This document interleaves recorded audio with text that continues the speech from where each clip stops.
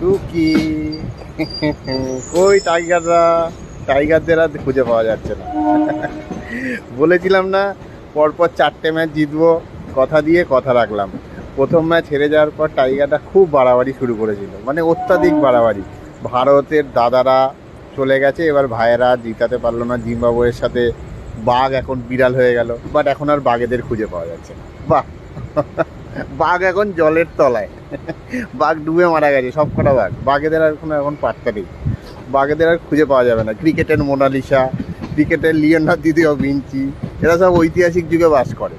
নিজেরা তো খেলতে পারে না, পরের খেলা সম্বন্ধে আলোচনা করে, আবার ইন্ডিয়ার সাথে তুলনা করে। দেখিয়ে দিল তো একটা সেকেন্ডারি টিম, বাচ্চা ছেলে, কাউন্টি ক্রিকেট খেলার কথা, এই বয়সে কি একটা ইন্টারন্যাশনাল টিম জিম্বাবুয়ে ফুল শক্তি নিয়ে খেলছে, হারিয়ে দিচ্ছে। এতে যদিও আমাদের গর্ব করার মতো বিষয় নয়, কারণ আমরা এমনিতেও জানতাম ফার্স্ট ম্যাচ কোনোভাবে হেরে গেছে, ওটা একটা কোইন্সিডেন্ট ছিল। তো ইন্ডিয়ার ক্ষমতা আছে ইন্ডিয়ার সেকেন্ডারি টিম নিয়ে অস্ট্রেলিয়ার মতো বাঘকে হারানো। তো আমরা অনেক বাঘকে এরকম দেখেছি, ভবিষ্যতেও দেখবো। তো বাংলাদেশের মুখে এই কথাগুলো মানায় না।